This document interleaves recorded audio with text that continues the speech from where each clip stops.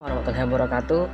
Perkenalkan, nama saya Muhammad Dede Julus Saputra, NPM 201063105037, kelas 2D, program studi S1 Pendidikan Matematika, Fakultas Keguruan dan Ilmu Pendidikan, Universitas Singapura Bangsa Karawang. Video ini berisikan tentang tugas UTS Filsafat Pendidikan tahun ajaran 2020-2021 semester 2 dengan dosen pengampu Dr. Haji Dadang Munandar, MPD.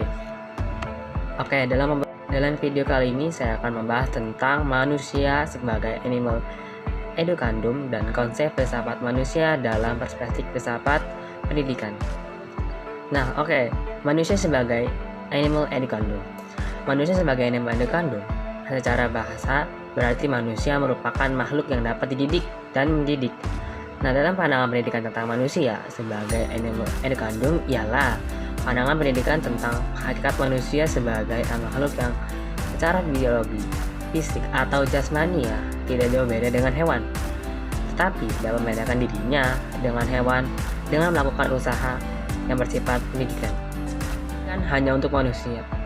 Kenapa pendidikan hanya untuk manusia? Karena manusia memiliki akal. Manusia berbeda dengan makhluk lain. Makhluk lain seperti hewan dan tumbuhan tidak memiliki akal. Oleh sebab itu, manusia dapat dididik dan mendidik. Dan hewan. Manusia dan hewan memiliki perasaan. Secara fisik hampir sama dengan hewan, apalagi hewan menyusui, manusia juga menyusui. Memiliki indera untuk mengamati lingkungan. Sama-sama memiliki insting. Namun, ada pada manusia peran insting tersebut digantikan oleh akal dan budinya. Sama sekali tidak dimiliki oleh hewan. Yang kedua, manusia memiliki hati nurani, yaitu kemampuan manusia untuk membedakan mana yang baik, mana yang salah, mana yang buruk, mana yang bagus, mana yang jelek, mana yang indah. Kemampuan inilah yang dapat manusia untuk dididik. Apa? Manusia perlu dididik atau mendidik? Kita kembali pada topik utama bahwa animal educandum, artinya manusia adalah makhluk yang dapat dididik dan mendidik. Dasar biologis mengukakan bahwa manusia lahir dengan kondisi yang tidak dilengkapi dengan insting sempurna untuk menyesuaikan diri terhadap lingkungannya. Manusia perlu masa belajar, persiapan bersaing dalam lingkungan. Nah, menurut dasar sosio-antropologis mengukuhkan bahwa peradaban yang tidak terjadi dengan sendirinya dan masyarakat menginginkan kehidupan yang berbeda. Artinya di sini manusia lahir tidak semata-mata langsung bisa segalanya. Kita lahir dalam keadaan belum bisa apa-apa, belum bisa berdiri sendiri. Artinya kita perlu adanya asuhan dari seorang ibu, perlu ada tuntunan dari seorang tua untuk menjalani kehidupan. Alasan mengapa manusia perlu dididik atau mendidik. Yang pertama, manusia dilahirkan tidak berdaya. Manusia begitu lahir ke dunia perlu urunan seorang ibu. Seperti yang saya katakan tadi bahwa manusia ketika lahir di dunia belum bisa melakukan apa-apa. Artinya kita atau orang yang baru lahir, seorang bayi, itu perlu asuhan dari orang tua, perlu ajaran sejak dini. Yang kedua, manusia lahir tidak langsung dewasa, harus memperoleh pendidikan di mana generasi tua akan mewariskan pengetahuan, keterampilan, dan nilai-nilai. Inilah yang penting agar apa? Agar generasi kita atau generasi muda bisa terus mendapatkan ilmu dari generasi tua atau orang-orang terdahulu yang akan meneruskan ilmunya. Yang ketiga, pada hakikatnya manusia makhluk sosial. Tidak akan menjadi manusia seandainya tidak hidup bersama manusia. Manusia dalam kondisi perlu bantuan. Dalam konteks ini, anak manusia adalah seorang manusia yang baru lahir atau disebut bayi, balita, anak usia dini, remaja. Intinya seorang manusia yang masih perlu bimbingan seorang tua. Anak manusia bisa menjadi mandiri apabila ia sejak dini dikasih pendidikan yang bagus, dikasih pengetahuan, ilmuwan oleh orang tuanya, agar nanti di masa depan ia bisa mandiri dengan dirinya sendiri.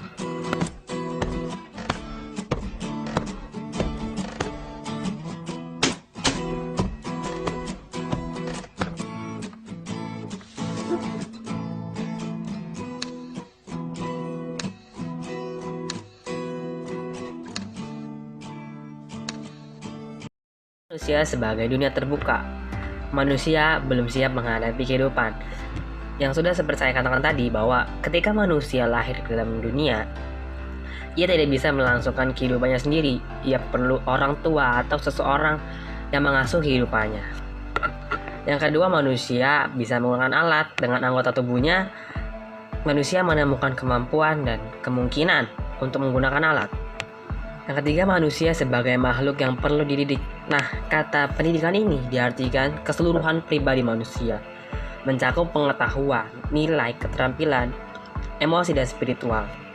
Faktor yang mempengaruhi perkembangan manusia yang pertama adalah hereditas. Hereditas yaitu anak memiliki warisan sifat-sifat bawaan yang berasal dari kedua orang tuanya. Merupakan potensi tertentu sudah terbentuk dan sukar diubah. Artinya, dalam biologis, jadi anak itu menurun dari gen orang tuanya. Yang kedua ada lingkungan. Lingkungan manusia di sekitar dapat digolongkan menjadi dua, yaitu lingkungan abiotik dan biotik. Yang ketiga adalah diri. Guru harus memahami faktor diri yang merupakan faktor kejiwaan kehidupan seorang anak. Di sini saya akan membahas tentang fitrah manusia dalam perspektif filsafat pendidikan Islam. Nah, ada 3 pengertian tentang fitrah manusia. Fitrah itu adalah potensi. Yang pertama, secara etimologi. Etimologi adalah fitrah berasal dari kata fatarah, yang artinya menjadikan. Yang kedua, terminologi adalah menciptakan atau menjadikan sesuatu sebelumnya belum ada dan merupakan pola dasar yang perlu penyempurnaan. Nah, yang ketiga, menurut Shan Minan Zain 1986, fitrah adalah potensi laten atau kekuatan yang terpendam ada dalam diri manusia di bawah sejak lahir. Hakikat fitrah potensi manusia dalam pandangan filsafat pendidikan. Allah SWT telah menciptakan manusia di dunia selain bertugas untuk menyembah Khaliknya, juga bertugas untuk mengolah dan memanfaatkan kekayaan yang terdapat di bumi agar mereka dapat hidup sejahtera dan makmur lahir batin. Nah, kita tahu bahwa manusia dalam Al-Quran sebagai khalifah di bumi. Ia menjaga, melindungi, melestari bumi, dan ia pula yang menghancurkan bumi.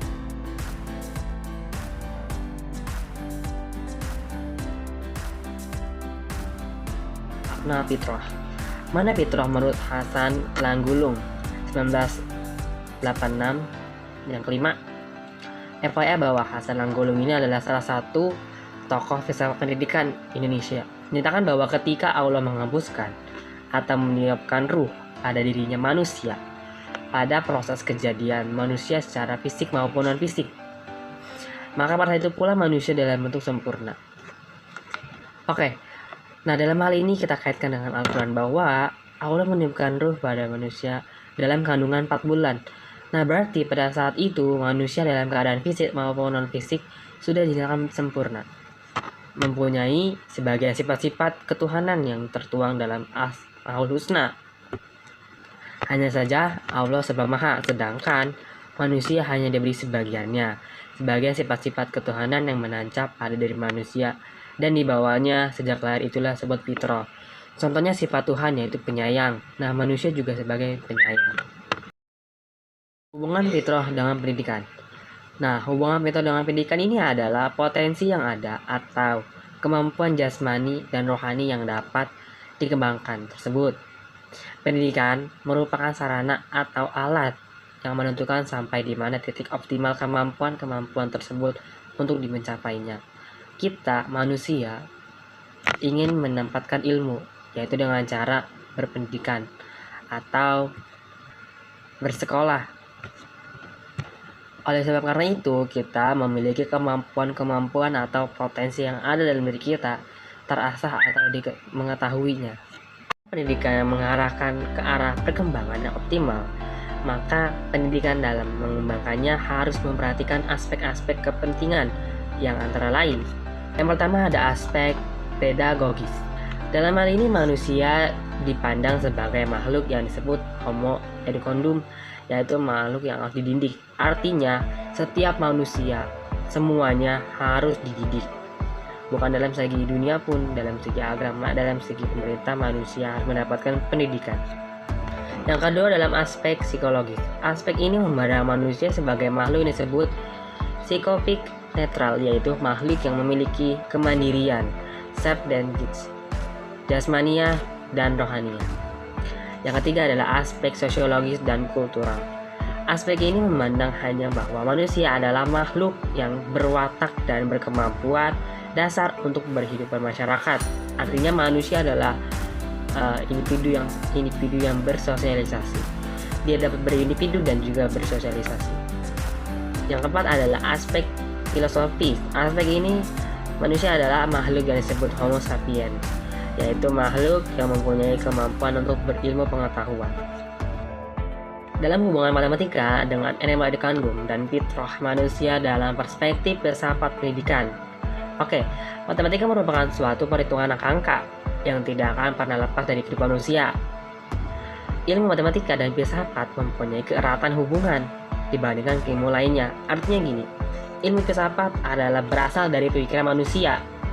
Artinya segala jenis apapun ilmu yang dikeluarkan dari pikiran. Sekarang kita pikir, ilmu apa yang tidak dikeluarkan dari pikiran? Ya semua ilmu dari pikiran. Nah, filsafat ini adalah ilmu yang berasal dari pikiran. Artinya semua ilmu berkaitan dengan ilmu filsafat. Karena matematika dan filsafat sama-sama merupakan fondasi pendidikan dalam keilmuan, diperlukan adanya potensi atau fitrah pendidikan dalam memahami hal-hal yang ada dalam matematika.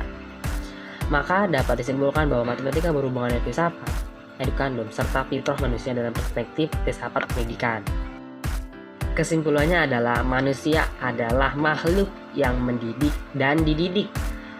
Karena manusia ketika lahir, dia tidak bisa berkelangsungan hidupnya. Artinya ia memerlukan orang tua, memerlukan orang diasuh untuk mendapat pendidikan juga. Agar apa? Agar ia mendapat bekal di tua nanti. Nah, ketika dia tua, ilmunya itu diturunkan kepada generasinya, kepada keturunannya, kepada anak-anaknya untuk mendapatkan pendidikan yang anaknya pun akan mendapatkan bekal nanti untuk ia hidup tua, untuk kelangsungan hidupnya. Begitu terus menerus hingga akhir dunia ini. Terima kasih yang sudah menonton. Semoga ilmu yang saya sampaikan bermanfaat, dan maaf bila tadi banyak kesalahan kata yang saya ucapkan apabila. Terima kasih. Wassalamualaikum warahmatullahi wabarakatuh.